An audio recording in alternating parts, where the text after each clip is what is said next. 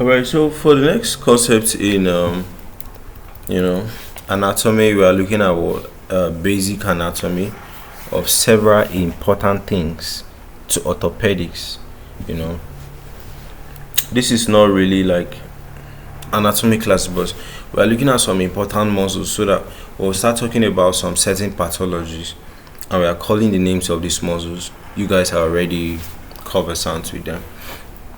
So for this one is what is known as the Extensor Carpi Radialis Brevis. Alright, so you can look at this Extensor Carpi Radialis Brevis. That's one that is in light green. Alright, this is a picture showing it only. Okay, so it's just a forearm muscle. It plays what? A key role in what? Wrist extension and radial deviation. Alright, meaning it helps lift the hand and move it towards the thumb side. Alright, so it's part of the posterior compartment of the forearm.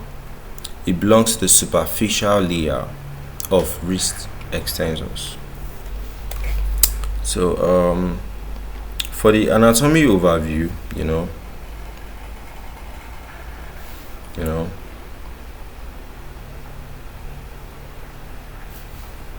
so the origin is from what?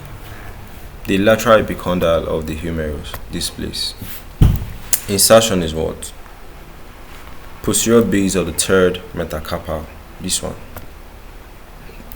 Okay, so what we got? Innervation is by the deep branch of the radial nerve. Blood supply is the radial artery, or radial recurrent artery, or deep brachial artery. Alright, the three of them supply it. So functions: extends the wrist, that's dorsiflexion. Abducts the wrist, that's radial deviation. Also works with what? Extensor carpi radialis longus and the extensor carpi ulnaris. Alright, so together they will now stabilize the wrist during gripping. So clinical relevance is all those lateral epicondylitis, alright, caused by repetitive wrist extension and gripping. Also presents with pain over the lateral elbow. Alright, then next we have what? The radial tunnel syndrome. Alright, so it may actually compress the posterior interosseous nerve, leading to forearm pain.